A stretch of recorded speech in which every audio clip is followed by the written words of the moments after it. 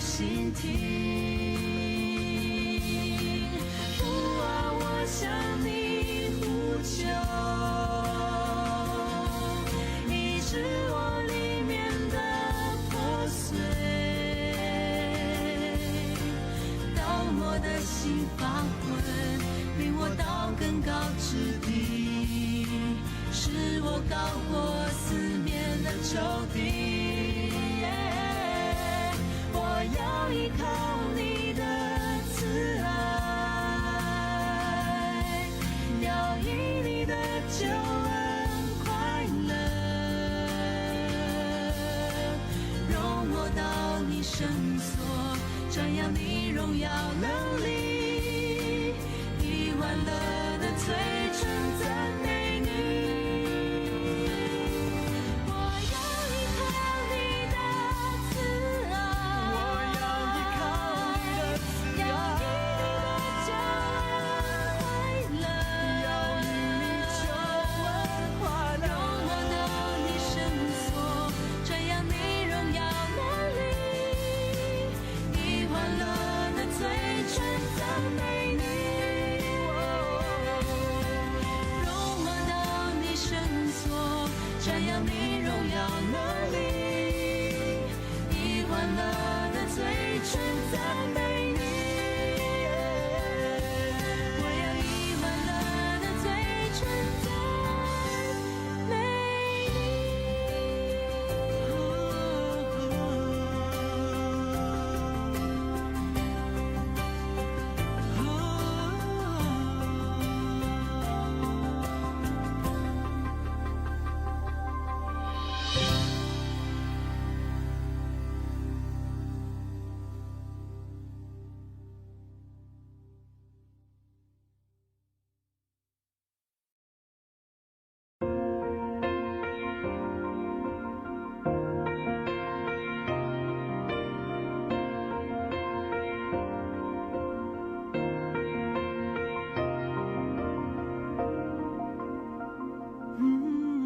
你知道我最深的意念，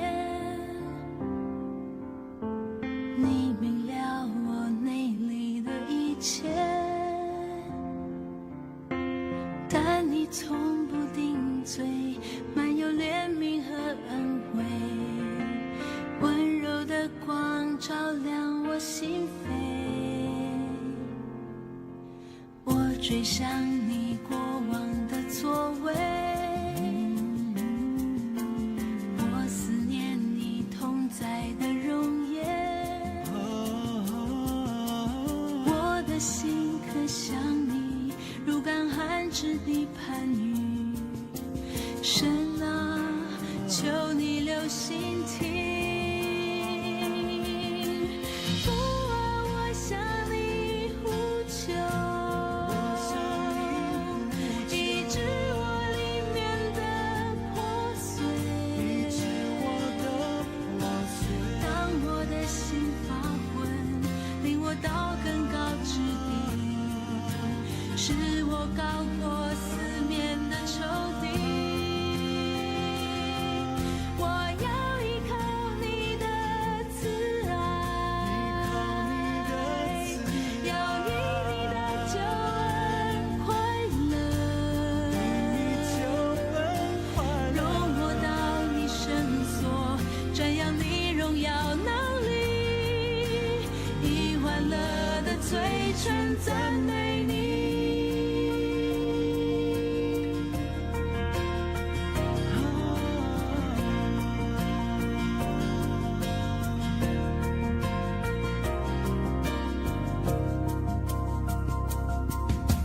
你知道我最深的意念，知道我最深的意你念，明了我内里的一切，明了我内里的一切，但你从不定罪，满有怜悯和恩惠，温柔的光照亮我心扉。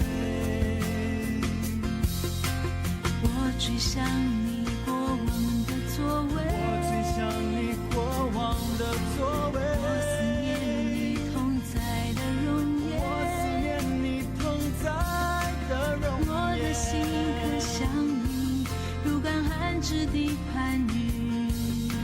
神啊，求你留心听，父啊，我向你呼求，医治我里面的破碎，刀磨的心发昏，领我到更高之地，使我高过四面的仇敌。我要依靠你的慈爱，要以你的救恩快乐，容我到你圣所，瞻仰你荣耀能力，以欢乐的嘴唇赞美你。我要依靠你的慈爱，要以你的救恩快乐，容我到你圣所，瞻仰你荣耀能力，以欢乐的嘴唇赞美你。容我到你圣所，瞻仰你荣耀能力，以欢乐的嘴唇赞美你。我要以欢乐的嘴唇赞美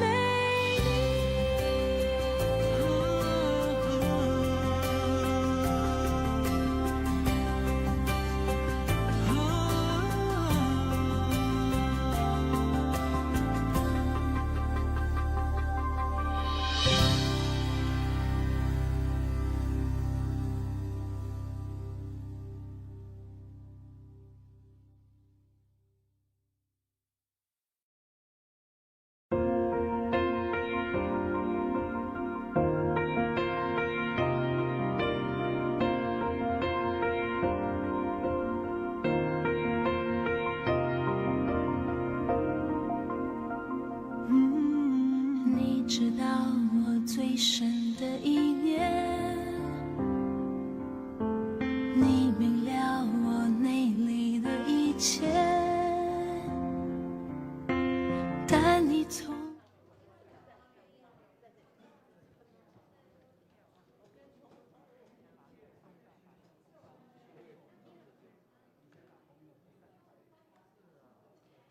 耶和华是我的力量，是我的盾牌，我心里倚靠他，就得帮助，所以我心中欢乐，我必用诗歌颂赞他。各位弟兄姐妹平安，平安。邀请大家一起站立，我们一起站立来赞美神，因为这里有荣耀。阿门。我们一起来拍手。这里有荣耀，阿们吗？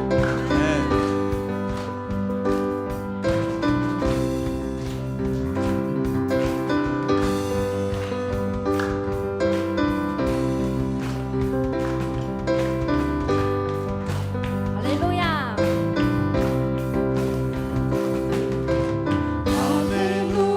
哈利路亚，这里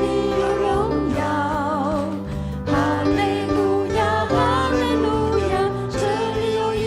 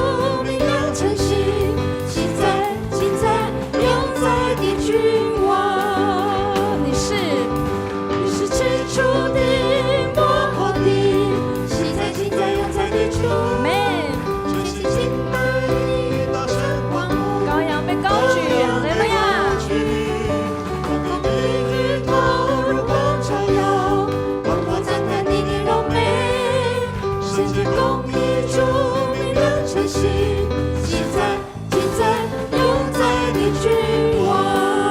你是起初的，你是起初的幕后的，喜在今在永在的主，全心敬拜你，大声欢呼，羔羊被高举，公义的日头日光照耀，万国赞叹你的荣美，圣洁公义主明亮晨曦，喜在今在永在的君，喜在今在永在的君，喜在今在永在的君王。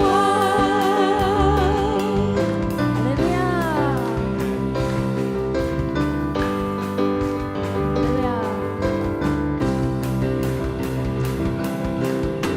哈利路亚！我们将我们的敬拜献给神，哈利路亚，赞美神，哈利路亚！在耶稣里，我们都是一家人；在耶稣里，我们都要彼此相爱。我们继续来拍手，来赞美。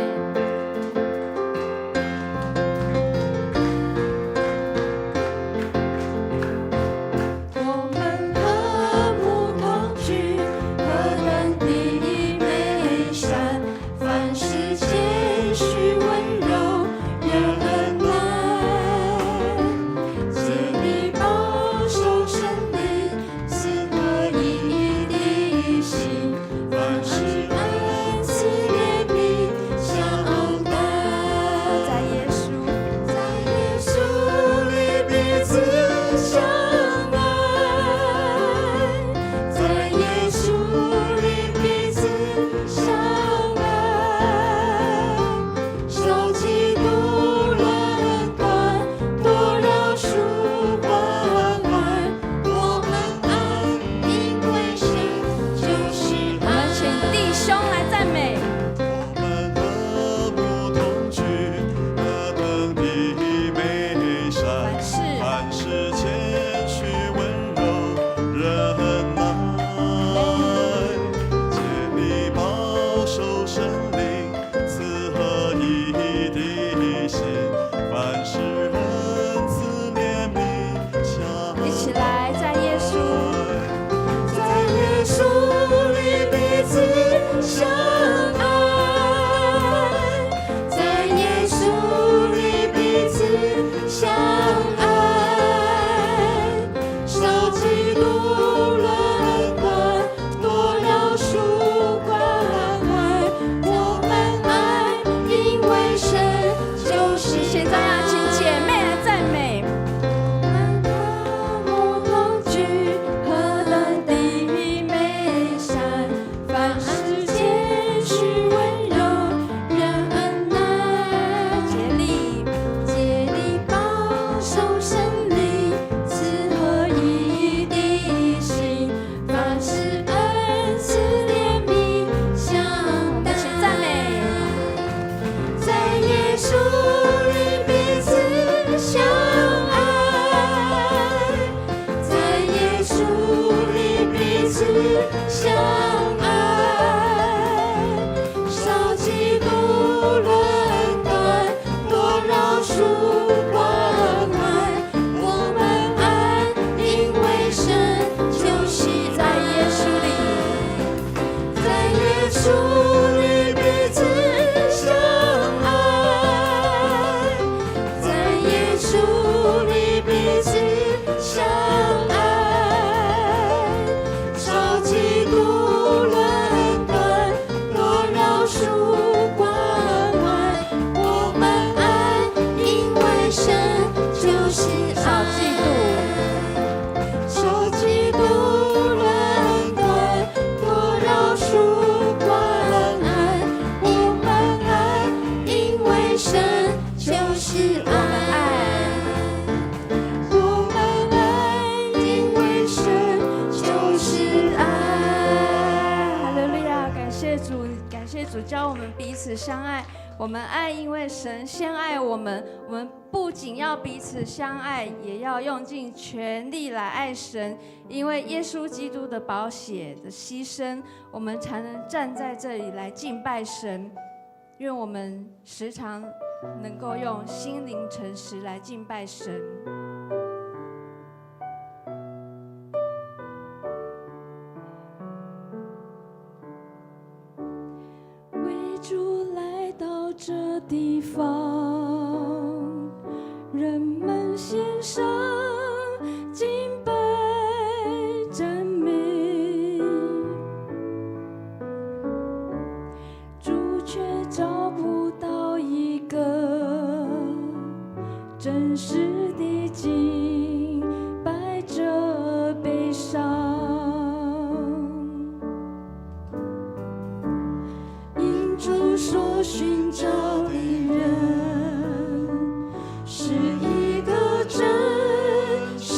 敬拜着，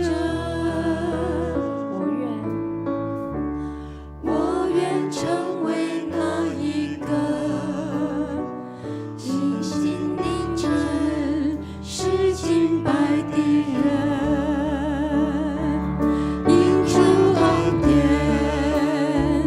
我站在这地方，因主同在，向他夫妇敬拜，世上的一切都不能满足，唯有敬拜我的主，因主恩典，我站在这地方，因主同在，向他夫妇敬拜，世上的一切都不能满足，唯有敬拜我的主。哈利路亚！因为主的恩典，我们才能站在这地方。我们都是主所寻找的人，因主所寻找的人，是一个真实敬拜者。我愿成为那一个以心灵真实敬拜的人，因主恩典，因主恩典，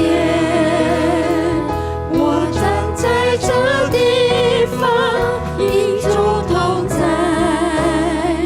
向他夫妇敬拜，世上的一切都不能满足，唯有敬拜我的主，因主恩典，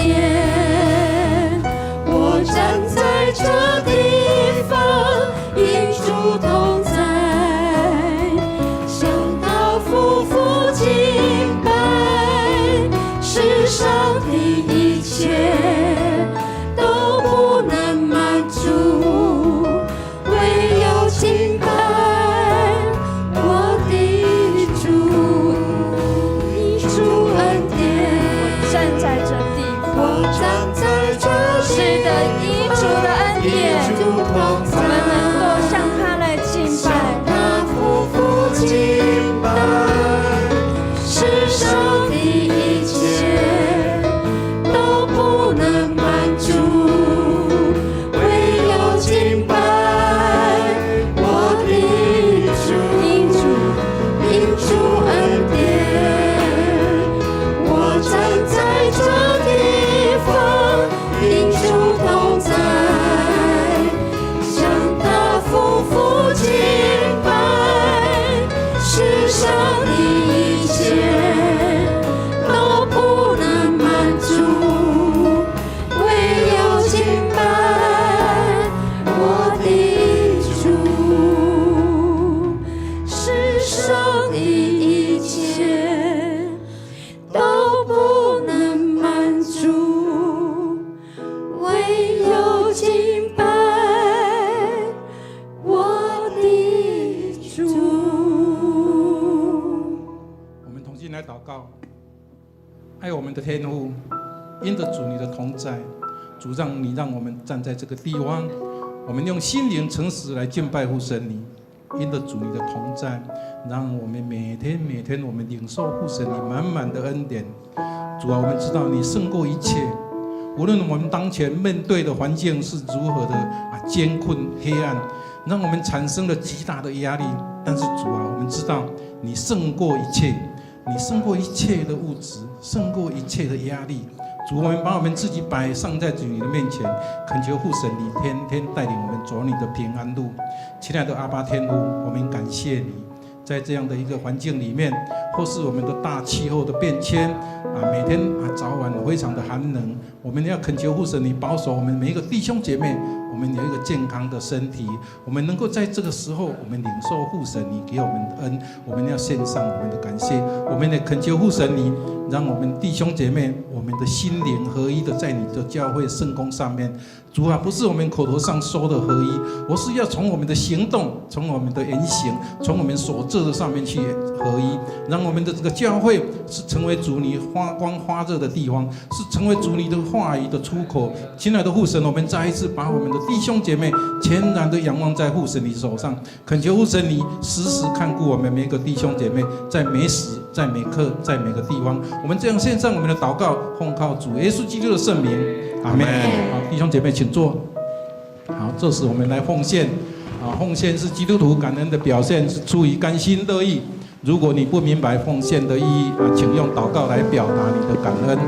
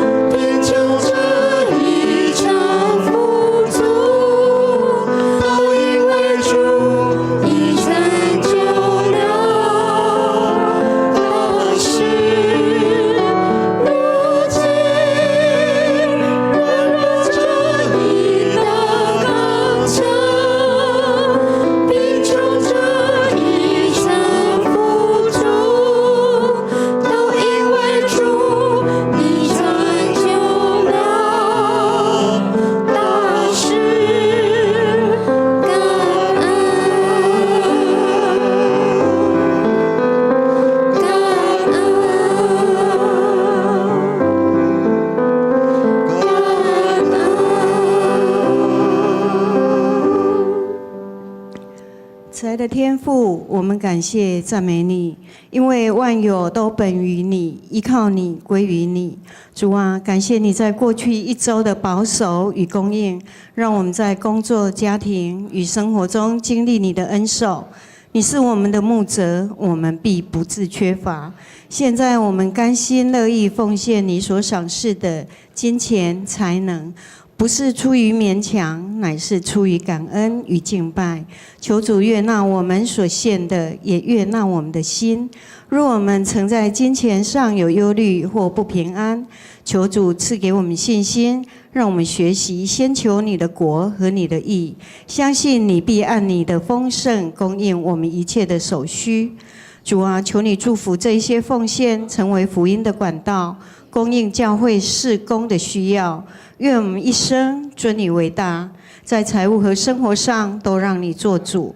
我们如此感恩祷告，是奉主耶稣基督得胜的名求，阿们。好，兄姐请坐。好，来，我们先来看今天的金句哈。来，我们来练2次来。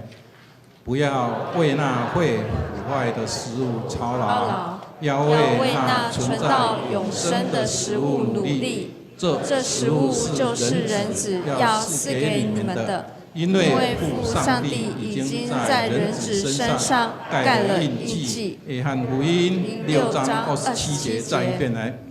不要为那会腐坏的食物操劳，要为那存在永生的食物努力。这食物就是人子要赐给你们的，因为父上帝已经在人子身上盖了印记。约翰福音6章27节。好，来，那我们来关心我们的事工和教会事工。第一，我们下个主日的爱餐我们暂停，因为长执会小组也暂停一次哈，没有供餐，但是仍然有安排聚会的小组午餐，请你自理。下主日嘿，今天有下主日，好来台语罗马日班哈要招生他是在每个礼拜六的9点到11点哈他的上课日期在这荧幕上面，我们弟兄姐妹，我们如果对罗马字罗马圣经里有那个想要追求的人，那你可以来报名哈来。3月29号的清明追思礼拜。你要保留，原来你就有写追思卡的，那你请到49号的1楼中岛那里填一个名签个名。那如果说是新的，要增加追思故人，也请在那边写这个追思卡如果你没有的话，因为教会人多，我们会把旧的那个追思卡会抽起来到3月22号截止3月22号截止好来。松大有一个讲座提升人生层次的4个门功课见识、态度、格局跟释放讲师。徐永正老师欢迎大家参加。装备部的同工请注意待会12点半在502教室要来召开部会。好，来生日自学金我们收件到3月22日截止你要申请的你就填写申请单放在有一个干事室里面有一个专用的柜子，你就放在那边。刚才我看一下不多，大概还不到20件所以说各位弟兄姐妹，你回去家里有小孩子的有孙子的你赶快叫他申请把成绩单交过来，那个表单填写一下。我们到下个礼拜我们截止好来。牧养部会3月19号晚上，礼拜4的晚上7点，在501教室来召开请各牧区长老出席隔壁牧区户外礼拜4月12号要前往龙潭的老贝壳休闲农场，欢迎参加报名这里有 QR code， 你可以扫描来报名来，还有一个青年礼拜，我们来看一个影片青年礼拜的事。Let's go， 1、2，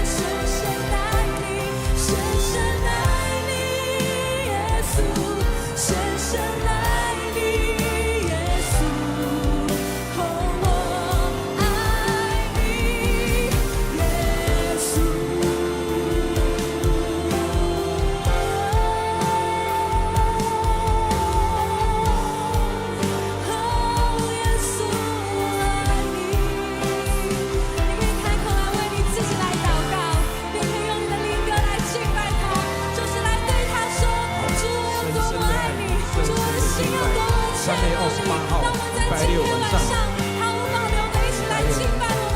拜六6点半我们欢迎各位弟兄姐妹们也会来参加，也邀请你家里面的青年朋友一起来，敬拜我们亲爱的主6点半3月28号星期六。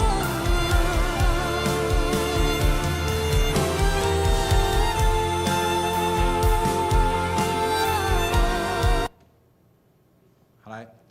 竹中松联部在北区讲座，3月19号礼拜四的9点到12点，在洪恩教会有报名的弟兄姐妹，请你准时参加来。天品山庄的参访，我们3月26有安排第3梯次，你要参加的弟兄姐妹，请你在49号的1楼的中岛那边来登记已经参加过的你就不要了那我们整个塔位的团购优惠到3月底截止，好，竹中妇女部的竹中妇女事工部的妇女灵修会详情请看我们教会电梯里面的公布栏费用每一个人是3900跟处仪长老、立珠长老他们的妇女干部来报名那他有一个影片来，我们来一起来看来。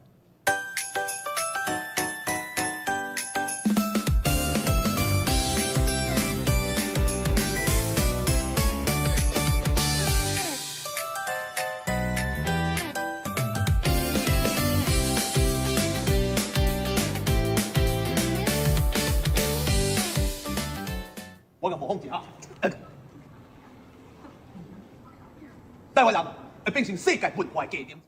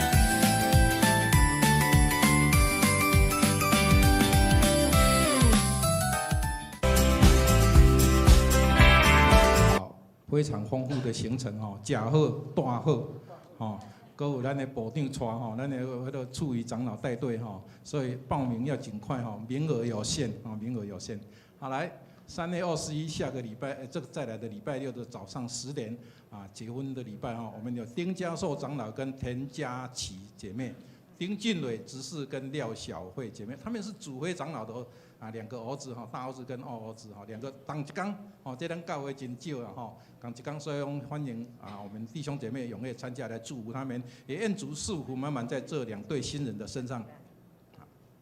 好来，那我们现在来攻读今天的圣经记载，在新约翰福音8章31节到36节，我们一起来读来。耶稣对信他的犹太人说：“你们若持续遵守我的教导，就真的是我的门徒了。你们会认识真理，真理会使你们得自由。”他们回答：“我们是亚伯拉罕的子孙，我们没做过谁的奴隶。你说你们会得自由，这话是什么意思呢？”耶稣对他们说：“我郑重地告诉你们，每个犯罪的人都是罪的奴隶。奴隶在家庭里没有稳固的地位，儿子却始终属于家庭。要是上帝的儿子使你们得自由，你们就真的是自自由由人了。人了。好，这时我们请陈牧师来讲到，他今天要讲的题目是神机式生活的目标，生活目标。各位弟兄姐妹，大家平安。我们透过约翰福音，我们今天已经看过了第一个神迹，就是两人同心，耶稣使水变为酒。第二个神迹是全家信主，大臣的儿子的病好了，全家也信主了。上个礼拜我们看到第三个神迹是工作无缺，在毕士大池38年不能工作的摊子，耶稣的一句话，起来拿你的褥子起来走吧，他就恢复他工作的能力。今天我们要继续来看第四个神迹，叫做生活目标。不晓得你的生活目标是什么？好，但是呢，美国人他们有一个图表，这是美国人呢，他们平均年龄比我们台湾少一点点，78岁。在他们的78岁的年龄时间当中呢，我来念一次从左边开始，会花1.3年在交通，1.5年在带小孩，2.5年在采购，2.5年在蹲厕所，3.5年在上课，4年在吃喝，6年在打杂，9年在看电视，还有滑手机，10.5年在工作。花最长的时间就是紫色那一条，做什么？睡觉。多少呢？28.3年哦，好，你的人生1/3都在睡觉，听起来没有很吓人。好，但是呢，感谢主，我们还有2/3不用睡觉。好，我们人生呢还有将近60年的时间，好，58年的时间呢，我们人生呢是可以做其他的事情。但是这个图表上面呢，是这些事情是每一个人平均下来都不能够少的事情，你也不能不睡觉，也不能不工作，也不能不滑手机，也不能不看电视，不能不上厕所，不吃喝。所以呢，关键在于灰色的那一块，每一个人你都剩下差别在哪里呢？那一块叫做你要怎么善用你可以决定的时间，有多长呢？9年，9年。就是人生平均活到78岁，你大概会有9年的时间你是自己决定。而这9年呢，就会定义你的人生。这9年呢，就会定义你是一个什么样子的人哦。好，最近我在滑手机，看到右边这个短片呢，让我非常的贴切。他说呢，我们的人生的时间是一个杯子，这个杯子装满了水。好，你要把这个时间呢投入到下一个杯子，就是你人生的目标。这个目标呢，有个管子可以流下去，可是管子当中呢，就会有很多的破洞。第一个破洞呢，就是你的 social media， 你的手机；第二个是其他突如其来的事情，还有你人生当中的恐惧、害怕的事情。结果你的时间呢，就会本来这个杯子可以全部倒到下面那个杯子去的，最后呢，有几滴跑进去呢？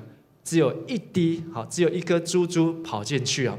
当我滑手机看到这个影片的时候呢，哇，给我一个很大的震撼，赶快把手机关掉，赶快把手机关掉。我不晓得你会不会跟我一样，有时候在本来只是要开个 LINE 找个讯息回个讯息，好，结果呢一开之后就怎样，10分钟、20分钟，好，然后又从这边看到那边，从看那边，就回不去了，甚至还忘记我为什么要打开 LINE 呢？还要想半天啊，我一开始是要做什么？人生的时间好一直在过去，9年，足足有9年时间，多还是少？不少对。但有人会觉得9年好。很快一下就过去，其实不多。不论你如何来运用这9年呢，足够可以让你来人生吃喝2趟的，吃喝2趟，因为人生平均吃喝时间是4年，但是你可以吃喝2趟的时间来定义，好好的来发掘你的人生。今天第4个神迹呢，叫做5饼2鱼的神迹，这也是在马太、马可、路加、约翰4卷福音书当中同时唯一都记载的神迹。而这个神迹的背后呢，不仅仅是马太、马可、路加记载的大家吃饱了散了就结束了。约翰福音让我们看到更立体的，就是5饼2鱼神迹之后，还继续的发生很多的对话，很多人提出问题，所以耶稣回答他们的问题，约翰就把这些问题记录下来，让我们知道说，原来5饼2鱼跟我们的人生有密切的相关。有人去算出说，5饼2鱼，如果你要喂饱5000个人，就不是左边那个5块饼2条鱼，你要是右边的好几吨的饼，好几吨的鱼，才能够喂饱这么多的人。所以你觉得这是不是一个神迹？好，绝对是好，因为当下怎么可能找得出那么多的饼，那么多的鱼呢？好，而且呢，这些饼和鱼还是从一个很有信心的小朋友拿出来。有时候拿出来还会怕被人家笑。我们今天如果是我们拿出5个饼2条鱼，你就说啊，别傻了，不要拿去，不要拿出来丢人现眼。可是他们就是很单纯的，安德烈就带着这个小孩子，把唯一有的好可以愿意拿出来的那5个饼2条鱼，就来缔造了一个伟大的神迹。这5个饼所代表的什么？代表是我们人生到底在追求什么？好，追求什么？而在1943年，有个心理学家叫马斯洛，好，他提出一个很有名的需求理论。人有5大需求，生理的需求就是你要吃得饱、穿得暖、有地方可以睡觉，好，你这可以过日子，可以有空气、有阳光、有水，这样就是满足生理的需求。再上一个层次呢，就是安全的需求。你需要有棉被，你需要有枕头，你需要有个家，你需要自己的房间，啊，你需要有电毯，你需要有这个防盗器，好，你需要一个银行可以保管你的钱，让你的生活可以稳定，啊，不会有突然来的恐惧或是这些威胁。再来呢，你会追求的就是社会的需求，你有家了。你总不能一辈子在家里面吧？你要跟大家能够串联，你要有社会，要跟人能够连结，所以你希望能够跟他人建立感情的联系。再上去呢，是我们的尊重的需求。当你跟社会有社交有联系，你想要得到尊重，你想要在人当中呢受到肯定，能够出人头地，出人投地，没有讲错啊！好，脱颖而出啊！我好像为什么要讲这么快啊？因为我怕我等一下后面要讲的会讲不完，我要讲快一点。好，所以你想要内部的价值得到肯定，你也希望你的外部的成就能够得到认可。那这些都有了，哇！你在社会有头有脸，那你还需要什么？还剩下什么呢？马斯洛分析说，人需要叫做自我实现，这是人生金字塔的那个顶端。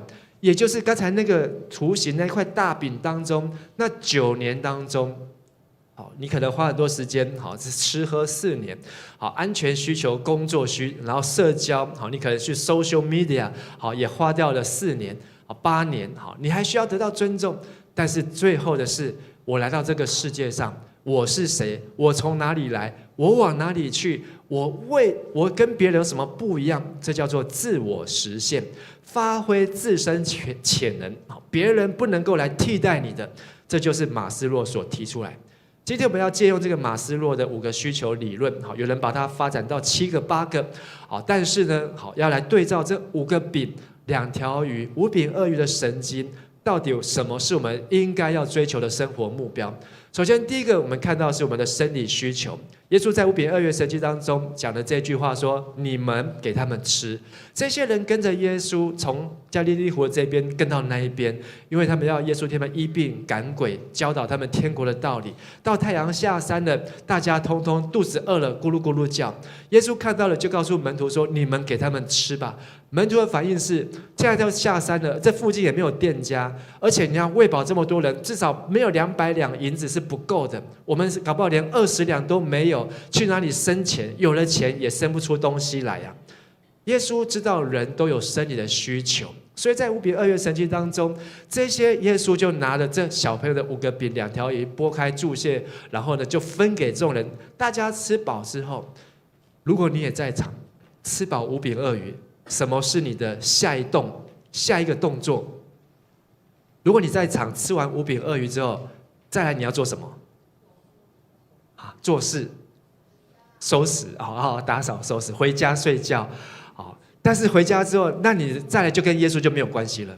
那这个神迹，历史上伟大的神迹，回家之后就结束，没有下一集可以演。但是约翰真的还把下一集给演出来，让我们看到呢，人对5饼2鱼的神迹，马太、马可人的反应是什么？他们就求耶稣啊，我们现在有力气了，隔天耶稣继续医我们的病吧。好，我们有这么多的病人，耶稣我们现在都有力气，好医病。约翰福音好更精准，他看到呢有人怎样强迫耶稣做王。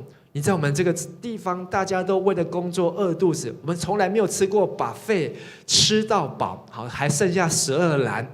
所以呢，耶稣你来做我们的市长吧。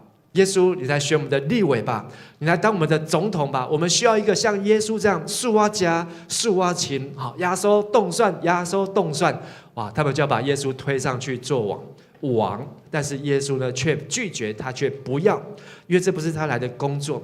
但是呢，在约翰福音，耶稣讲得更清楚，说呢，人的反应呢，不是看见神迹，神迹的意思叫做 sign 记号。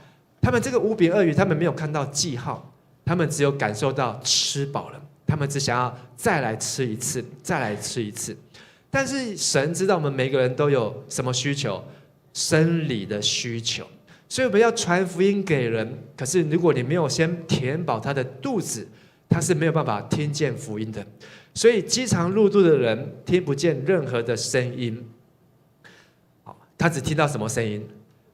肚子咕噜咕噜叫的声音。好，所以为什么1919他们要把福音协进会要变成救助协会，然后要来做急难救助的工作？他要去填饱人的肚子，让人吃饱之后，他才能够有精神，打起精神来听神的道。而第二个需求是安全的需求。5饼2鱼有什么不安全的地方呢？耶稣说，不要为那会坏的食物操劳，要为那存到永生的食物来操劳。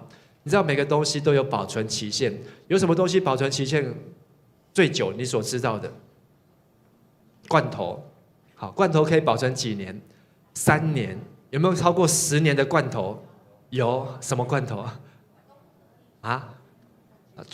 战备粮，好，军用的罐头，好，美军的军用罐头，好，它可以10年不会坏。好，其实有的人说这个罐头呢，好，可以放几十年不会坏，只是看你敢不敢吃而已。还有那个罐头制造有没有真的把空气都抽出来？好，有没有完全的真空？但是有一个东西你绝对敢吃，有没有吃过老菜脯？几年的？10年。有没有吃过20年？再来喊价30年有没有？40年有没有？有没有吃过50年的？你家有50年，好，要不要拿出来？5饼2鱼，好啊，好，下次你听到那个静雯姐要顶鸡的时候呢，哇，记得要来，好，要那一，好，要什么发亮，好，跟我的衣服一样，好，变最乌的，好，所以老菜脯叫做乌金啊，乌金，好，那黑到发亮。我在美国有吃过50年的老菜脯，从台湾带去的，哇，真的好珍贵哦！这个呢，每一口都很珍贵。但是呢，这些吃的东西吃的怎么样，还是会饿，它还是会坏掉，会坏掉。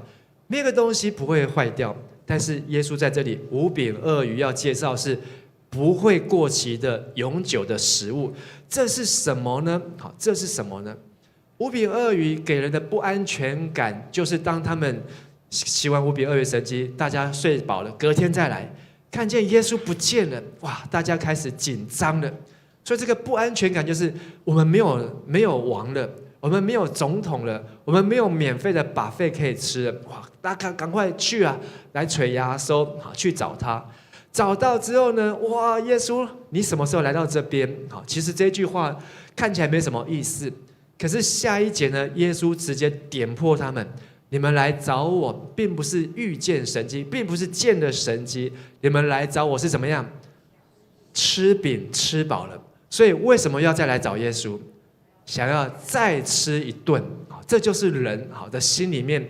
好，约翰福音把它写出来，人的心见耶稣，就是他不仅生理需求，他很害怕失去他的长期饭票。什么是你的长期饭票？可能是你的老公，可能是你的老婆，可能是你的银行，可能是你的台积电。你很害怕，明天股市到底是要上去呢，下去呢？人会有这个不安全感。你也这个我们中华队已经 get 到了，所以就没有那个不安全感了。你就吃了定心丸。可是，在这个看比赛当中呢，你就超级有那个不安全感。到底今天会不会赢？到底会不会赢韩国？会不会赢日本？每一天会有这个不安全感，让你的心跳来加速。耶稣说，人的不安全感是来自于不是看见记号，而是吃饱。所以耶稣告诉人说，不要为那会坏的食物来操劳，而要为什么来操劳呢？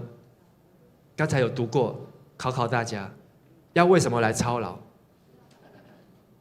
存到永远的食物来操劳，就是你要为老菜脯来操劳。跟你旁边说，要为老菜脯来操劳。好，为乌金来操劳。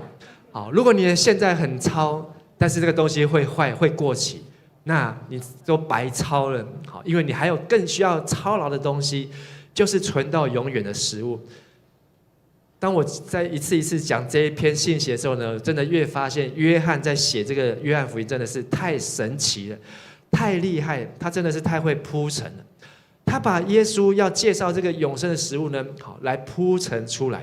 所以人要怎么样脱离那个不安全，就是他可以找到长期的饭票，存到永远的食物，就不用再怕生理上面的挨饿受冻，生理上的需求。而接下来他需要的是社会的需求。好，社会的需求，什么是社会的需求呢？在五饼二鱼当中有什么社会的需求呢？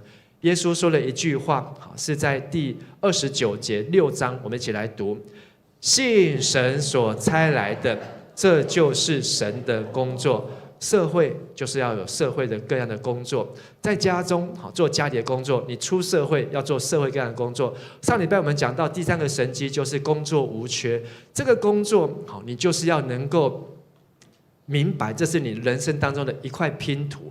当你全部都拼出来了，这才是完整的工作。所以基督徒的工作观绝对不是只有一个 vocation， 不是只是一个 job， 也不是一个 career， 是一个 vocation， 是一个神圣的呼召。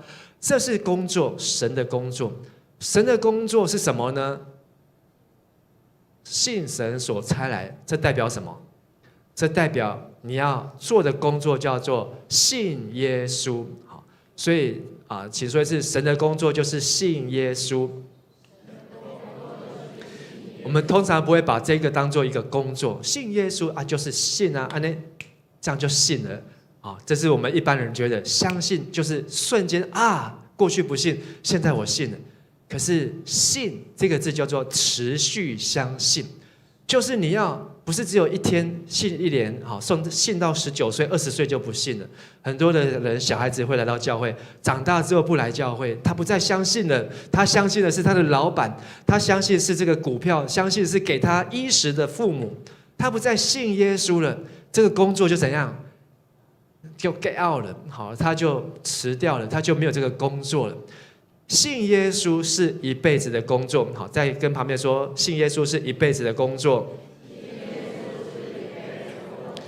当我们信耶稣，没有把它当成一份工作，你好像觉得这样弹指之间、须臾之间、转瞬之间，我就信耶稣了，没那么简单，没有那么容易。OK， 耶稣说，信神所差来的，这是神正在做的工作，因为神把这个食物就是人子要赐给你们的，而且这个食物，刚才我们读的经句说，神已经盖上了，神是制造商，神也认证了，有经过食品管理局认证，这个食物是 OK 的，没有危害的，是由天父来印证的。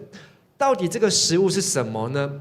所以他们的观念就是说，我们要做工才有东西可以吃。那现在你有一个上帝认证的东西要给我们吃，所以他们的问题是，那我们现在要选什么工作？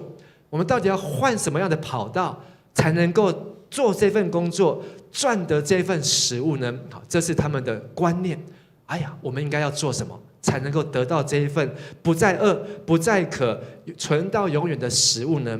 耶稣说，这份工作，再读一次，请信神所差来的，这就是神的工作。老鹰，它是一个很特别的动物。早鹰呢，因为它要长得很大，翅膀要很长。这个老鹰呢，如果大只的老鹰呢，它这个翅膀绝对不会比我现在150公分还要再长，可以到2公尺。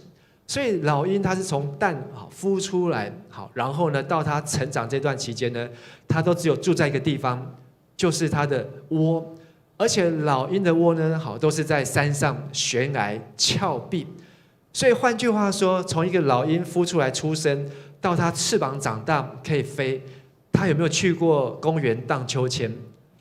他有没有去过家乐福逛超市？他有没有去 Seven 好买这个珍珠奶茶？没有，这就是他的人生，都在这个鸟巢当中。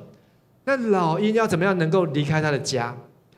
他离开他的家，前面会不会他爸爸帮他做一个楼梯，或是帮他做一条路出去？哎，你慢慢的走出去，然后你去个跑道开始学习飞，会不会？不会。他要离家的第一步就怎样？就是摔下去。他会不会有一个他爸爸帮他做一个弹跳上去？他要离家的第一步就是摔下去。所以小老鹰敢不敢摔下去？换成你敢不敢？从来没有离开过家，从来没有离开过舒适圈。一开门，哇，下面就是悬崖。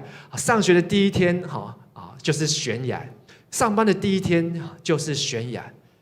这是一个信心的考验。所以老鹰怎么做呢？好，老鹰不是说爸爸替他祷告，然后带他读圣经，上帝会救你。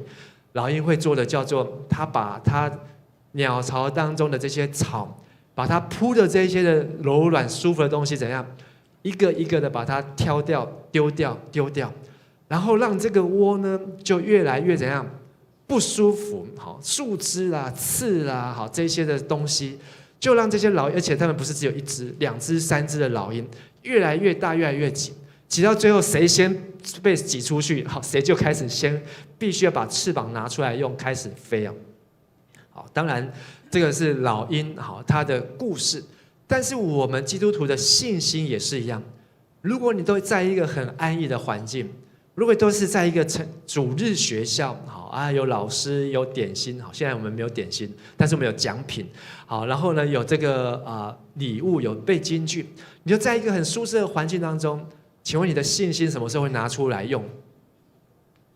不太需要，不太需要。你什么时候需要自己真的想要祷告？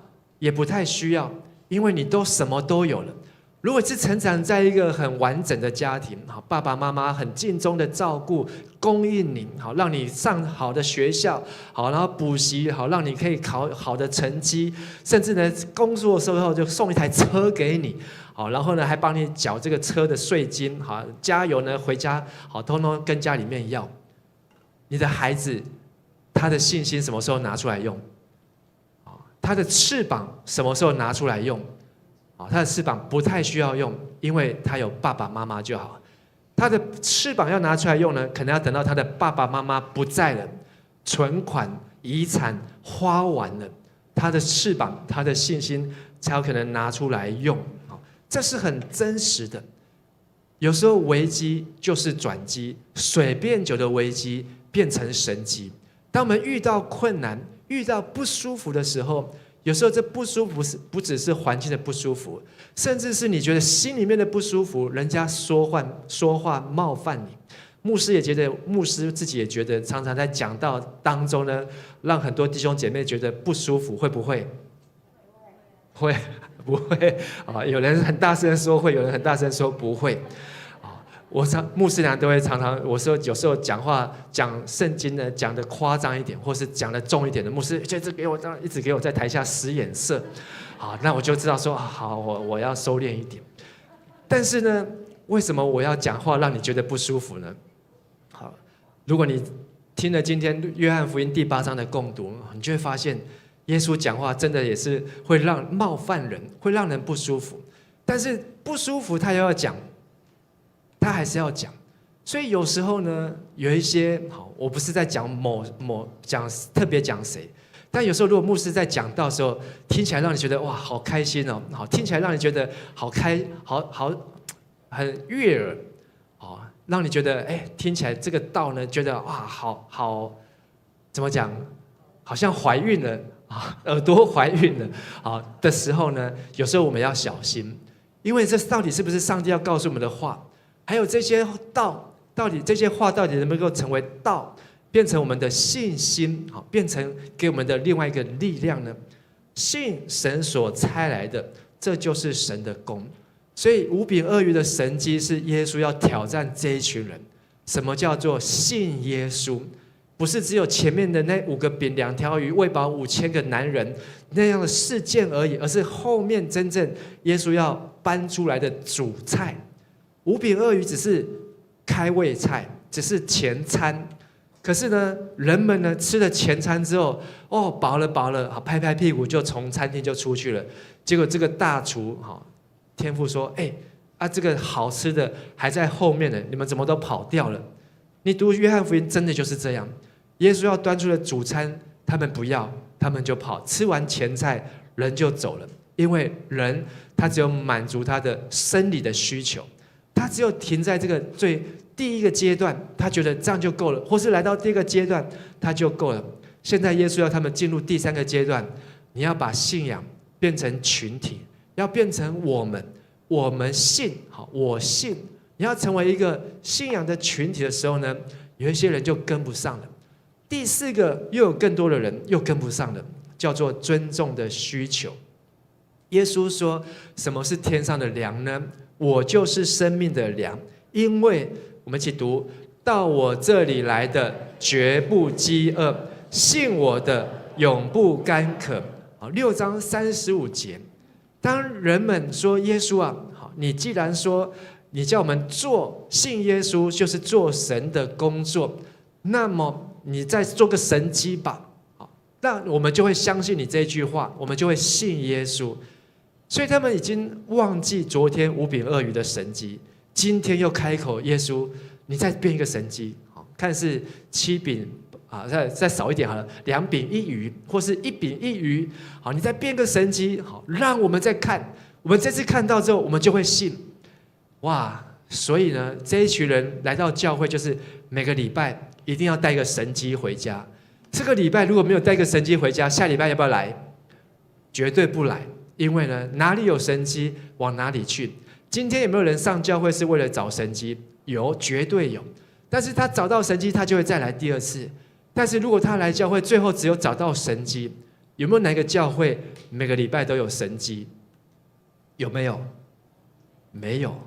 没有一个教会，就算全世界最大的教会，就算最有恩赐的教会，最会医病的教会，每个礼拜真的都有神迹吗？你会看到那个 Benny Hinn， 很多人去揭发他是神医布道会，到最后他有很多真的都是演的，都是找人出来串通的，变成是一个秀，变成是一个表演。我不是说他有的不是神迹，他的确有很多是真的有见证，但是也有人出来指控，有一些是配合演出的。但是如果我们来到教会，我们来找神、找耶稣，只找神迹，不找耶稣，我们就没有尊重他。他说呢，这些犹太人说，我们的祖先他们曾经在旷野吃过玛纳，是从天上掉下来的。你要不要变一个新的玛纳？好，这个5饼2鱼是小朋友拿出来的，你要不要现在变个神迹，祷告一下，然后就从天上掉下来饼，天上掉下来鱼，我们就信你了啊！如果我们信耶稣，真的是跟神这样求的话呢，我们最后真的掉下饼跟鱼来的时候呢，你也没有真正的在信耶稣，你都在信什么？信神迹，信肚子。信你满足你的那些的东西而已啊！耶稣回答他们说：“神的粮，没错，是从天上降下来，而且呢，这个粮呢是要给生命，给全世界的。”耶稣介绍，比这5饼2鱼更好的，是要把神的生命给全世界的。这下他们稍微有概念了。这些人呢有概念了，他们就说：“主啊！”请把这个粮赐给我们吧。他们也真的是渴望天上的玛纳能够降下来，他们真的渴望得到这个生命树上的果子，能够吃了不再饿，不再渴，得到饱足。所以耶稣才在35节，我们再来读一次，请。我就是生命粮，到我这里来的绝不饥饿，信我的永不干渴。好，少了一个字，生命的粮。耶稣最后终于启示出这一句话。如果他没有前面这些问跟答呢，好，人大家都还搞不懂耶稣讲这句话生命的粮是什么意思。但是耶稣说，生命的粮是从天而降，生命的粮是使人这个不可以，这个生命粮是能够存到永远的。生命的粮呢，是使人不再渴，也不再饿。什么是生命的粮呢？原文叫做我就是，我是，就是 I am who I am。神郑重的介绍他自己，我就是什么呢？像是生命的粮食一样。所以你会读出来的重点是后面生命的粮，可是当你越看圣经呢，重点是前面那一个字，我就是，我就是。如果你跟神的关系呢，越接近的时候呢，生命粮不是主菜，主菜是我就是。当你听见主说我就是的时候，你会一个尊重他的感觉。所以摩西在荆棘里面看到荆棘被火焚烧，神说我就是。摩西脱下他的鞋子，服服的敬拜，他尊重在他面前的这一位。当这些仆人在科西玛尼要来捉拿耶稣，然后问这个犹大说：“这是那一位吗？你是耶稣吗？”耶稣回答说：“我就是。”那些拿刀要来捉耶稣的人呢，听到耶稣这句话就后退，就跌倒。耶稣讲“我就是”这句话呢，是启示他自己，是带着力量的。不过呢，在很多包括我们的耳朵听起来没有啊，没什么差。可是如果真的是神在你面前的时候呢，我就是这3个字呢，是带着能力 power， 因为上帝就在我们的面前揭露启示他自己，启示他自己。所以我们要尊重的需求，我们的尊重从哪里来？我们会从世界来，我们喜欢穿着名牌的衣服，哇，觉得自己身价不一样。我们喜欢开着名牌的车子，在路上接受众人投射的眼光。我们喜欢住在豪宅里面，哇，让人家从下面看，哇，住在这豪宅里面的人，绝对跟我们是不一样的人。我们会追求这些尊重价值，可是耶稣说，你的价值不是只有名牌、衣服、车子、房子、金子、股票，你的价值是在你所领受到这一份生命的粮食。跟你旁边人说，你的价值在于领受到生命的粮食，你的价值在于领受到生命的粮食。请问你有没有领受到生命的粮食？生命的粮食是从天而降，是玛纳赐给我们，让我们吃了不再饿，喝了不再渴，是要让我们能够得到饱足。你有没有尊重这一份的粮食呢？还是你把这份粮食呢抛掉，然后把其他的粮食呢尊重，然后追求这些粮食，不要这个天上的粮食，为着地上的粮食。这就是鸡跟老鹰的差别。鸡眼睛看哪里？为什么？它要找虫。鸡眼睛看着地上，找地上的粮食。老鹰呢，眼睛看哪里？也是看地上，但是呢，它是飞在天上。他在一个高度里面，在寻找他的食物。我们的人生要像鸡一样，追求地上的粮食，还是要像老鹰一样，能够与神翱翔，看到我们的世界？你不会因为一颗石头挡在前面，然后就苦就叫苦连天，因为老鹰根本不会被那块石头挡住，它是神的眼光。今天你可能很多的困难，很多的艰难，信耶稣的门槛你跨不过去，读圣经的门槛你跨不过去，奉献11奉献的门槛你跨不过去。可是你有一个老鹰的眼光，你就觉得这个石头根本不算石头，因为跟神一样飞过去，这个坎就过去了。当你尊重神，神就尊重你。凡敬重父的，父也我父必尊重他。耶稣说，他的父亲会尊重那些知道敬重神的人。所以我们有生理需求、安全需求，这个社会需求、尊重的需求。最后一个就是自我实现的需求。5饼2鱼怎么样来呈现自我实现呢？我找了这一句话，耶稣说：“吃我肉、喝我血的人，藏在我里面，而耶稣也藏在他里面。”耶稣的5饼2鱼怎么样使人的人生变得自我实现？当耶稣说我是生命粮，到我这里来的绝不饿，绝不渴。众人的回应是：耶稣，你不是约瑟的儿子吗？约瑟的儿子不是玛利亚生的吗？他怎么说他是天上降下来的呢？而且呢，这些人还说这耶稣回答他们说，我们来读这一段好。耶稣说：我是从天上降下来的粮，使人吃了就不死。人若吃这粮，必永远活着。我为世人的生命所赐下的粮，就是我的肉。耶稣郑重的介绍什么是生命的粮。生命的粮没错，跟玛纳一样从天而降，但是呢，玛纳吃了还是会死。耶稣生命粮吃了不死，而且吃了这粮呢，还要永远活着，就跟生命树一样。生命树上的果子吃了就永远活着。什么是这粮呢？就是耶稣为世人的生命所赐下的粮，就是耶稣的肉。哇，这下这些人呢，又开始脑筋又转不过来。5饼2鱼喂饱5000人，你是耶稣，你的肉有几公斤？70公斤，70公斤的肉可以喂饱多少人呢？所以他们就纳闷，这个人怎么把他的肉给我们吃，还能吃饱？他们就算耶稣给他们吃，他们也不敢吃吃人肉。可是呢，耶稣呢，给他们一个结论。我们再来念一次：吃我肉、喝我血的人，藏在我里面，我也藏在他里面。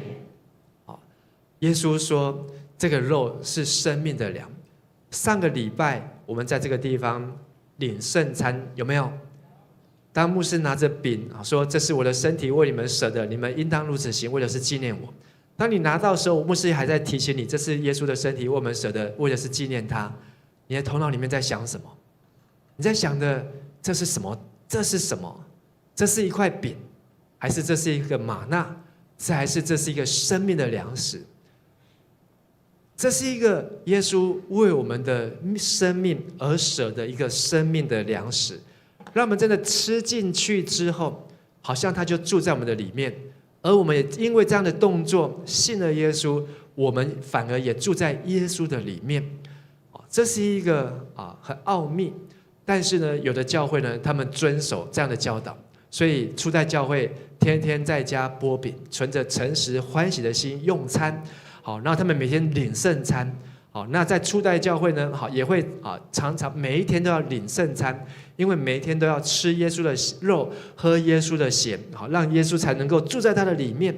到现在有的教会呢，每个礼拜都要领圣餐，好像圣公会就是天主教也是每个礼拜都要领圣餐，因为呢要纪念他，还要让耶稣可以住在他的里面。但是从宗教改革，从经院这个基督教的演变开始呢，把吃耶稣的肉、喝耶稣的这些的血呢，这件事情呢，因为圣经越来越完整之后，他们越来越领受到圣经是神所默示的，是使人学义，是叫人得益处，然后用来督责、教导，使人能够遵守神的话。所以他把吃读圣经变得比领圣餐这个动作还要重要。如果你还是在这个领圣餐的观念吃然后呢就住在耶稣里面，这样够不够？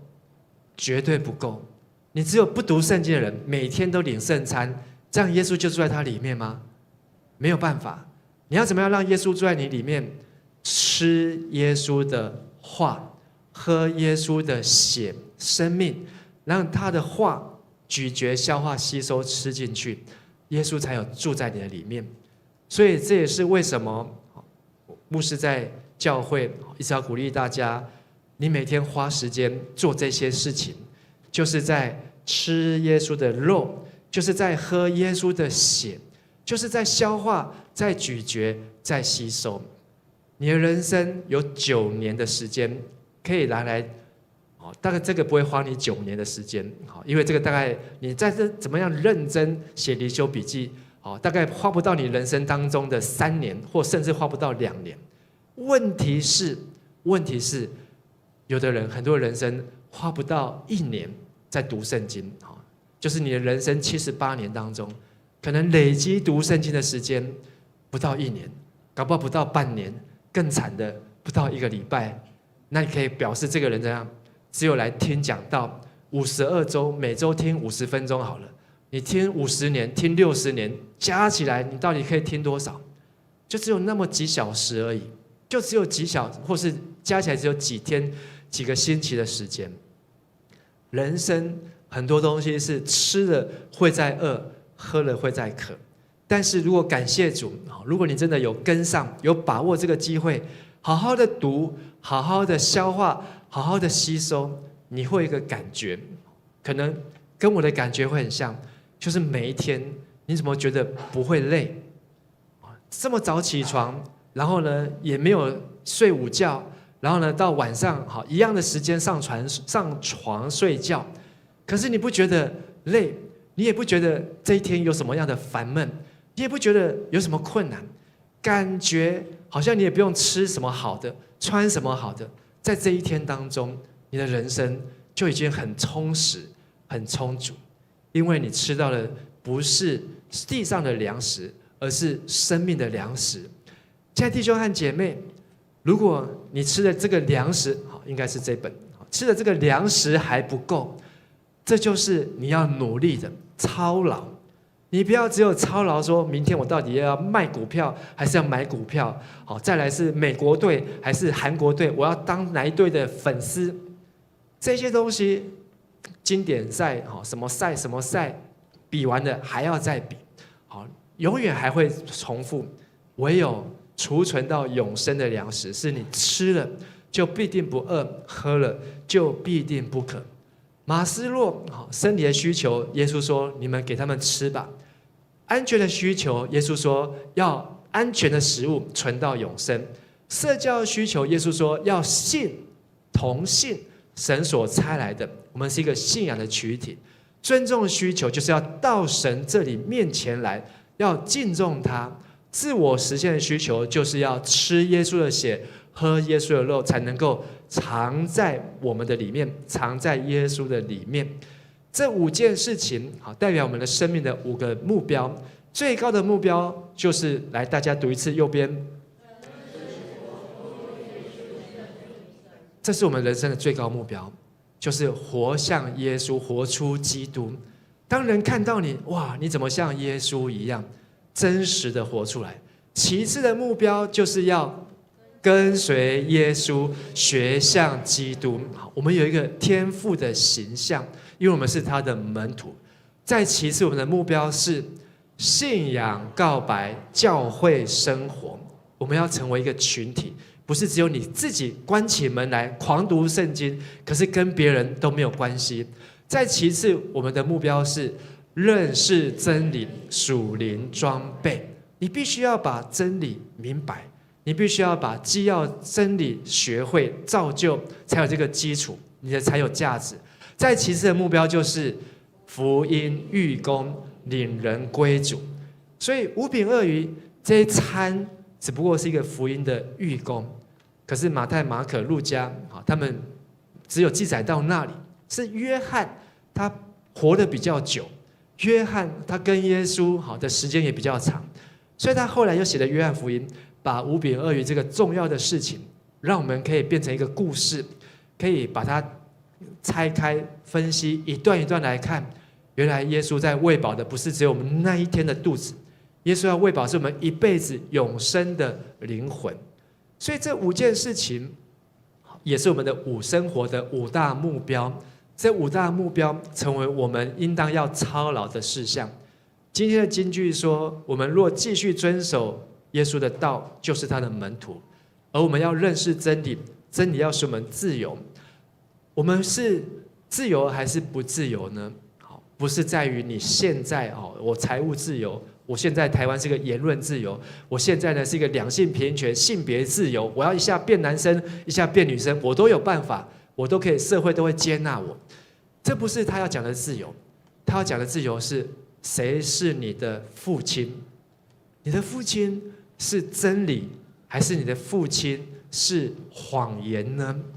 所以在约翰福音第8章，大家不晓得说，我们都活在谎言当中，这个世界好像在骗你一样。哇，你一定要赚这个东西，要得到这个东西，你就是有价值的，你就是得自由。哇，你就财富自由了。哇，你就可以要旅行就旅行，要睡觉就睡觉。好，你想干嘛就干嘛。这是世人活在一个谎言当中。但是耶稣说，天父让我们得到的自由是信耶稣，还要活出耶稣，把它吃进去，我们才能够活出这样的生命，这才叫做真自由，不再受死亡的辖制。我们有生理的需求，好，真理呢满足我们生理的需求，我们不再是填饱自己的肚腹，这个所以我们不是在敬拜自己的肚子啊，而是敬拜神。真理呢也满足我们安全的需求。你每天的读圣经，不仅是神会保守我们的家人，还会让你学习懂得去服侍人，怎么样能够让你身边的人都能够进入这个安全的区域。真理呢也能够满足我们社会的需求，让我们不是只有 outreach 跟外面的人接触而已。真理呢还会把我们带到神国，真正的神的国度当中。而真理也会满足我们尊重的需求，我们不再是靠穿名牌、开豪车、住豪宅来得到尊重，而是我们从装备、从真理，好像吃到那个生命树上的果子一样，不再饿，不再渴。真理呢，也给我们自我实现，满足我们自我实现的需求，让我们跟神呢不再是奴仆的关系。谎言就是让我们活在奴仆的恶啊，看到神，赶快离远一点。我觉得有人看到牧师也会自动的闪开，觉得牧师看到牧师会跟你讲圣经，我会叫你有没有读圣经，干脆我就不要来现场做礼拜，因为呢我在线上做礼拜啊，牧师看不到我，我来现场做礼拜呢，牧师就会看我，看到我的表情就知道我有没有读圣经，所以我就躲在家里面参加线上就好。你不是在躲避牧师，你是在躲避真理。牧师只不过把圣经的话讲给你听，背后是神要对你说的话。如果你只是站在躲，你也是等于是亚当夏娃，眼睛明亮了，结果呢却是真的眼瞎。下礼拜我们才会讲到眼瞎的神迹。但是呢，真理是叫我们得自由。所以，亲爱的弟兄和姐妹，我们要进入真理，明白真理。这5件事情：敬拜、侍奉、外展、装备、牧养，是每一个教会都在努力的。我们有这些的部门，我们有这些的部长，有这些的部员，有这些同工。大家要知道，我们所做的事情是要使人得生命，吃耶稣的肉，喝耶稣的血，能够得到真正的自由。不要忘记，你的人生有9年，足足9年的时间，你可以这9年，当然你还可以规划做跟别人不一样的事情，但是要记得，要在9年当中，你再怎么读，也读不出超过这9年的时间。你在睡觉的时间远远超过这个时间。盼望我们都能够，如果你喜欢吃美食，你也能够把圣经当作美食。牧师从什么时候喜欢开始读圣经？我在国小的时候，我爸带我们读圣经，是1个礼拜1次。然后呢，读完圣经之后，他都叫我们讲圣经，讲，然后我们就怎么样乱讲，我们都乱讲，所以我到现在在讲圣经，有可能是在乱讲，但是呢，因为你敢乱讲，所以后来发现说，这个圣经呢，你越讲它越有东西，你不讲，你讲不出东西。可是当你一开口讲的时候呢，就会讲出个东西来。所以其实在我读神学之前，我就已经对圣经来讲，就是我觉得圣经有一种特别的吸引力，就是读圣经呢，不会只有想要只有读这一段或是这一节，我想要知道说这一句话到底他在讲什么，什么意思。会好像你在看约翰福音，他会把耶稣做的一件事情拿出来再问，耶稣讲的这句话拿出来再问。当你有这样的态度，当你有这样对圣经有这样渴慕的时候呢，恭喜你，你就是在吃耶稣的肉，就是在喝耶稣的血如果你读圣经是这样，有的人是翻圣经好，今天读圣经，好，看完了，阿们，好，然后呢，一整天完全跟他没有关系。你这个呢，好，也不是在吃，也不是在喝，好，这只是闻一下，好，闻一下你就觉得饱了，好，你就可以走了吗？好，你的灵里面根本是没有被喂饱的。祷告每位弟兄和姐妹，你真的是有不一样的眼光。你的圣经不会长灰尘，你的圣经呢，好是会陪伴你一生，让你能够得自由。因为魔鬼要欺骗你，可是真理呢，会把所有的魔鬼都赶跑。就好像今天早上牧师分享这个约伯呢，他也遇到了魔鬼，可是约伯呢，他没有真理，他没有圣经，所以他真的很辛苦啊，他还要去跟人家辩论呢。他要跟人家这样子来来回回，花很长的时间，最后是神对他说的每一句话都是真理。这些真理就是他答不出来，他才整个心安静下来，他才顺服了神的话，顺服神的旨意，他才真的得到自由。否则他真的要痛苦一辈子，痛扣几细郎啊！今天的结论是：人生到底在追求什么呢？这个什么就是玛纳。玛纳的原文希伯来文叫做 mana， 好 mana 就是希伯来文的 what 什么，所以他们看到的玛纳的第一眼 what mana 哈什么好，这就是它的意思，所以他们根本搞不清楚。耶稣呢说他是生命的粮，很多人看完这个5饼2鱼之后呢，什么，然后呢就没有了。但是你要做的是追求这一份生命的粮食。摩西的玛纳只能够填饱人的肚子1天，安息日最多2天，第3天你还是要出去捡玛纳。但是耶稣的玛纳是你吃了这个神的话，永远不再饿，永远不再渴。就算哪一天你这个圣经，我都很害怕我这个圣经会不见。但是呢，我也不太担心，因为我有写电话跟名字，而且呢，这个东西人家捡到了，他大概也不会想要占为己有，不过在这本圣经呢，从我在迦南教会的时候，去到了嘉光教会，又从嘉光教会去到了美国，又从美国又回来到迦南教会，还是这一本，所以这本圣经也跟了我好几年，我会把我想要知道的、记得，都在这个圣经当中。它也成为一个我很重要的粮食。当我开始从这圣经当中去听神的道、听神的话的时候呢，我觉得我不是靠有吃什么或没有吃什么，我就会饿或是饱足，而是神的话让我觉得每一天都非常的饱足。因为耶稣他说他是生命的粮食，我们可以吃喝它。盼望5饼2鱼这5块饼，就是敬拜、侍奉、外展、装备还有牧养，也能够成为你的生命当中5块重要的目标，生活当中重要的目标。我刚应该要做一个这样的工作，就是呢，这5块的饼，你要去追求，你都要去努力去操练。但是呢，对很多的老基督徒而言，他只要1块就好了，而且是哪一块？第1块，生理的需求，他只要填饱肚子，我来做礼拜，我就可以跟上帝怎样交差？我来做礼拜哦，我没有打瞌睡哦，还有奉献哦，他就觉得够了。可是你读了神的话，你就知道做礼拜叫做满足什么需求？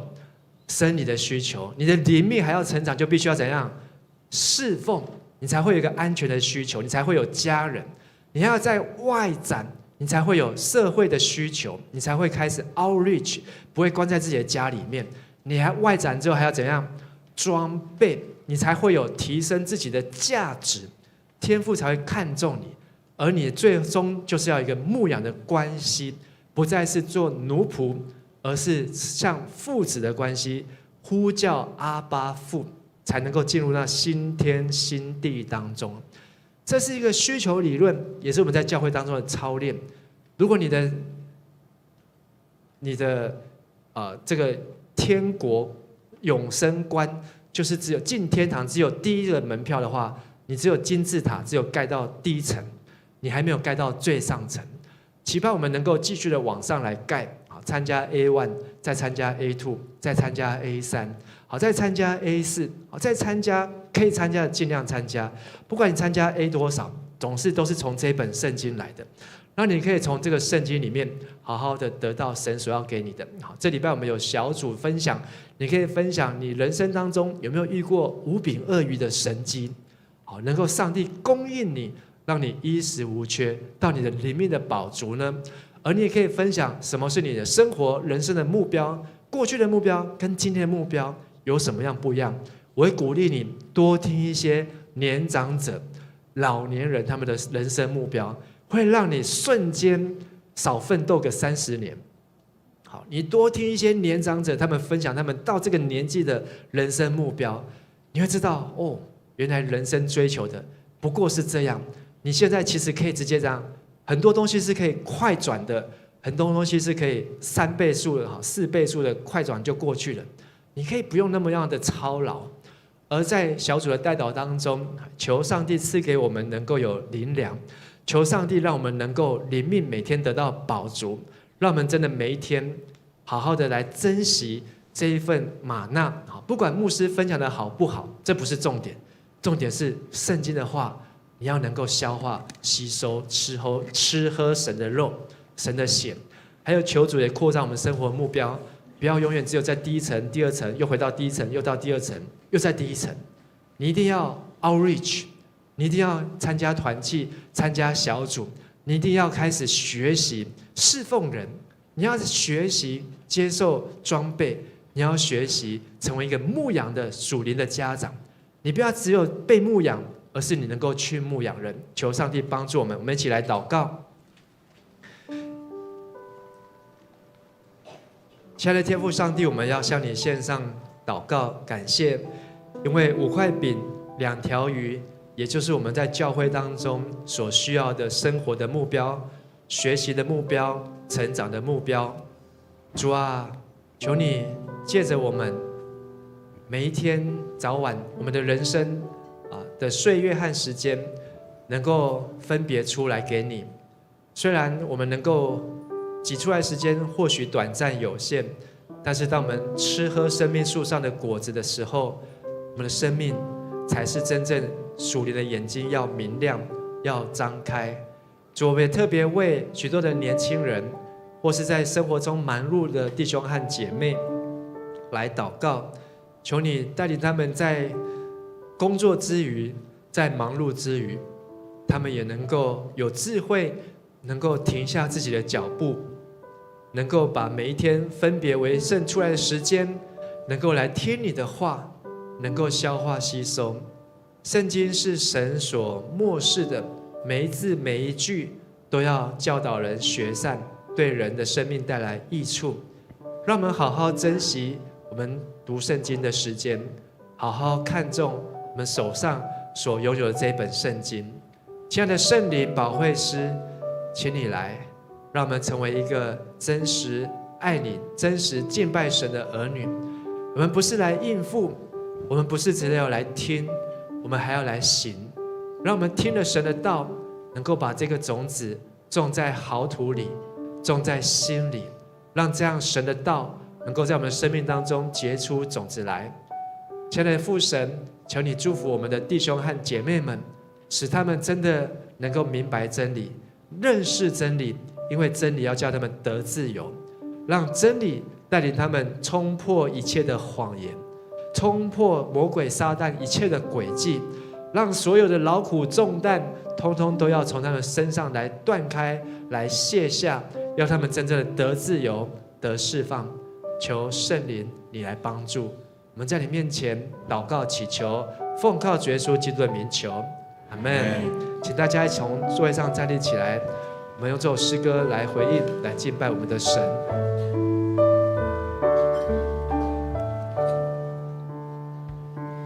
为主来到这地方，人们献上敬拜赞美，主却找不到一个真实的敬拜者而悲伤。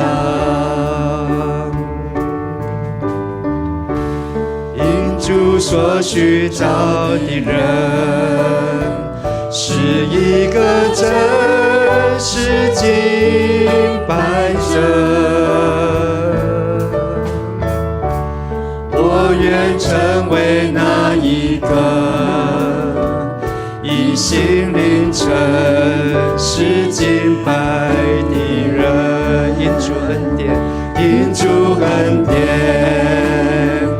我站在这地方，因主同在，向他夫妇敬拜。世上的一切都不能满足，唯有敬拜我的主。因主恩典，我站在这地方，因主同在，向他夫妇敬拜。世上的一切都不能满足，唯有敬拜我的主。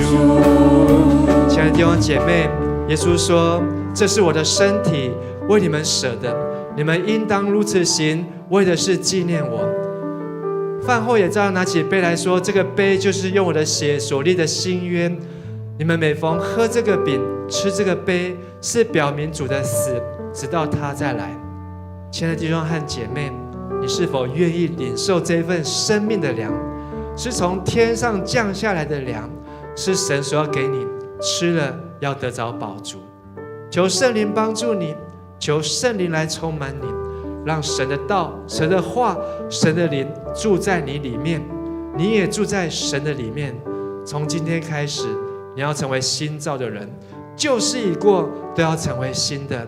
在神的里面当中，你不再害怕，不再担忧，你的生活是有目标，你能够看见你生命的方向，能够向前来奔跑。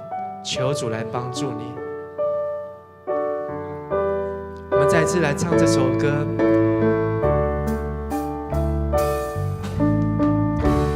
为主来到这里人，是一个真实敬拜者。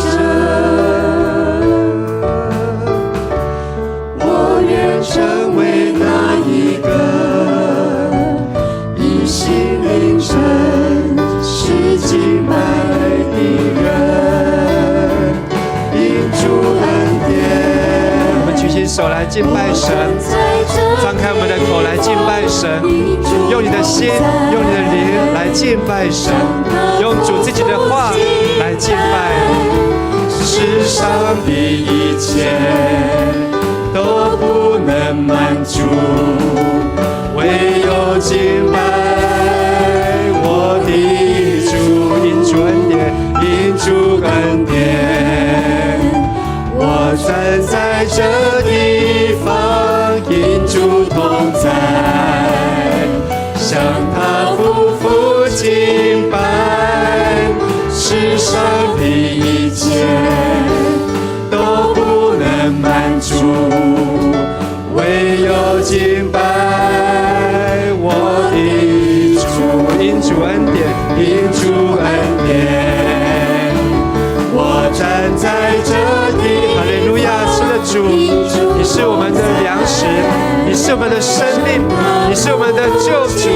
我们要赞美你，我们要敬拜你，我们要尊崇你，我们要来到你的宝座前来爱你。谢谢你这样的爱我们，敬拜我的主，因主恩典，我站在这地方，因主同在，向他夫妇敬拜。世上的一切都不能满足，唯有敬拜我的主。因主恩典，我站在这地方，因主同在，向他夫妇敬敬拜，世上的一切都不能满足，唯有敬拜我的主。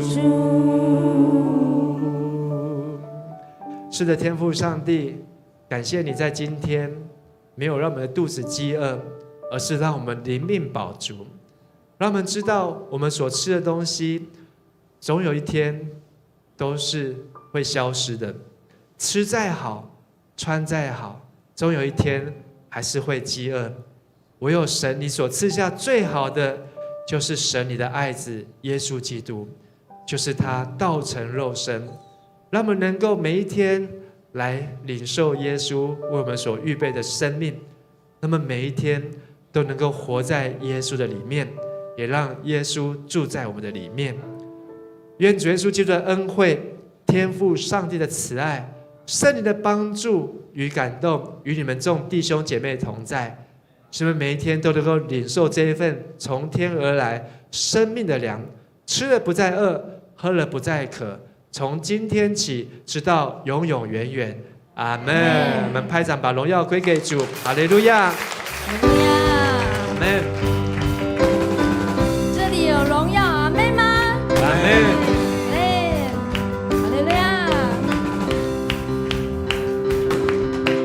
哈利路亚，哈利路亚，哈利路亚，这里有荣耀。哈利路亚，哈利路亚，这里有一直永留。哈利路亚，哈利路亚，这里有光明自由。敬拜神一如众水涌流，永活的主你在这里。你是起初的，末后的，昔在今在永在的主，全心敬拜你，大声欢呼，羔羊被高举，公义的日头如光照耀，万国赞叹你的荣美，圣洁公义主明亮晨曦，昔在今在永在的君王，永在的君，昔在今在永在的君王。阿门。主赞美主。今天礼拜就到这里，请互相请安，然后帮忙恢复场地。